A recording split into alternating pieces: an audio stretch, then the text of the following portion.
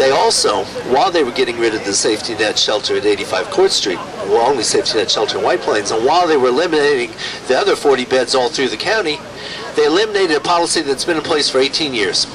For 18 years, if a homeless person showed up anywhere in Westchester County and needed a shelter at night after DSS was closed, they would transport them to an empty shelter bed. And for the smaller towns, for the smaller villages in Westchester, that's the only safety net that makes any sense. There are not enough homeless people in the street, Bedford or Katona, or most of the other smaller towns to justify a safety net shelter, but sometimes there's a person in need and the county's emergency transportation network would make sure they were housed, but now that's gone. So that last night, in that cold, long, hard rain, out of all the cities and towns in Westchester, there was only one where homeless people could get safety net shelter, and that was the city of Yonkers, with beds in the sharing community. And people give Yonkers a lot of trash, but they're the city that has met this need. In fact, last year they increased the number of safety net shelter beds because they knew it was a need, and they decided the only moral thing to do was to meet it. And so thank God for the sharing community, and thank God for the city of Yonkers. And why don't they give them a round of applause?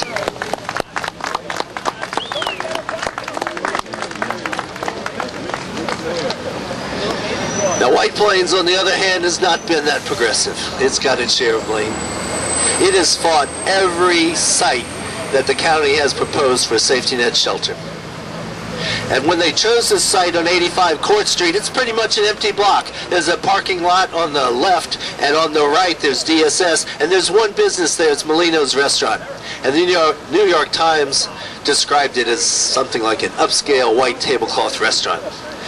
And so Mayor Delfino in the city of White Plains had a choice. Do they want to preserve the ambiance of Molino's Restaurant? Or do they want to preserve the lives of their poorest, most vulnerable residents? They chose to preserve Molino's. The county tried to work around it. They actually made a rule, most people don't know this, that one safety net shelter at 85 Court Street, that homeless people couldn't walk there. Because if poor people walked to the shelter in White Plains, the people at Molino's would have their ambiance disturbed by the sight of the desperately poor. And by God, we can't have that. So the county tried to work around this craziness, and it paid for buses, and it paid for drivers, and it paid for police escorts to bring the homeless people from about 3 blocks away over to the shelter and hustle them in the door so that no one had to see the poor folks. And the most astonishing, the most shameful thing was that once the homeless people were inside the only safety net shelter in White Plains, they were told that you can't leave, and if you do, we will call the White Plains Police Department. What would you tell the White Plains Police Department? What is the police report, the incident that is being reported? Poor man walking.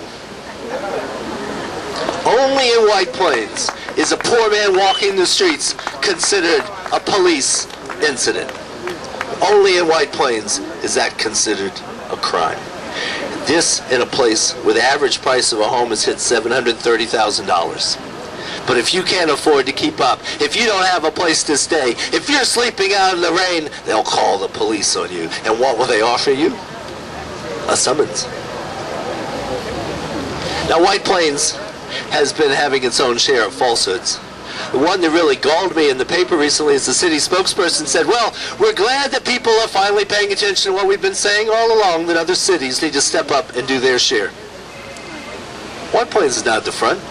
It's at the back. And over 40 safety net shelter beds. White Plains had 0. The city of Mount Vernon for nearly 3 years has had a city employee whose job is to go out in the streets and find people in the overpasses and the parking garages and get them into permanent housing or hospital, whatever they need. And they've worked with HUD and with the drug treatment agency. They have 2 outreach people now. In fact, I think it's going to 2.5. And in those 3 years, the amount of time spent on White Plains city employees to find the homeless and get them off the streets was about 0. About 0. And the cities of Yonkers and the cities of Mount Vernon and the cities of New Rochelle have all applied for HUD funding for programs to serve their homeless people.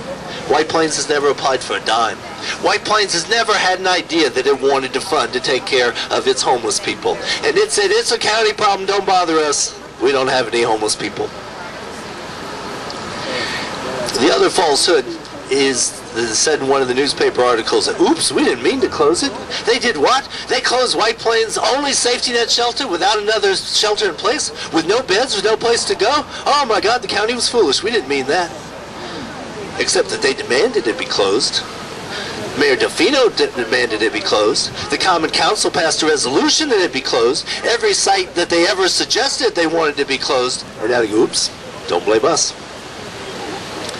Well, I think what we should do is we should take them at the word. We should agree that White Plains would not want its only safety net shelter closed. And they should say tonight that the shelter can be reopened at 85 Court Street and that they will work with the county to find another place for another safety net. But that clearly no rational person would take away the only safety net shelter before a replacement was in place. It's windy. That shows how much we need the shelter.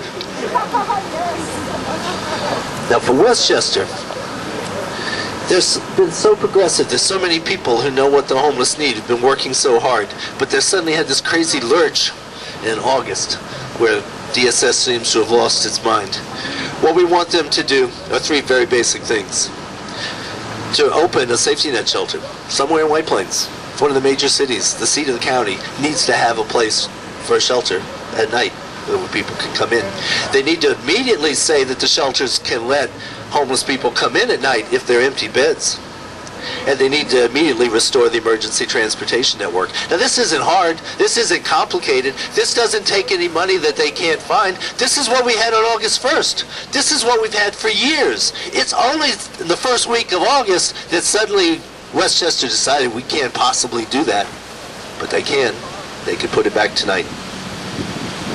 Now last night, there were dozens of homeless people in the city of White Plains trying to get out of that long, cold rain. Doorways, parking garages.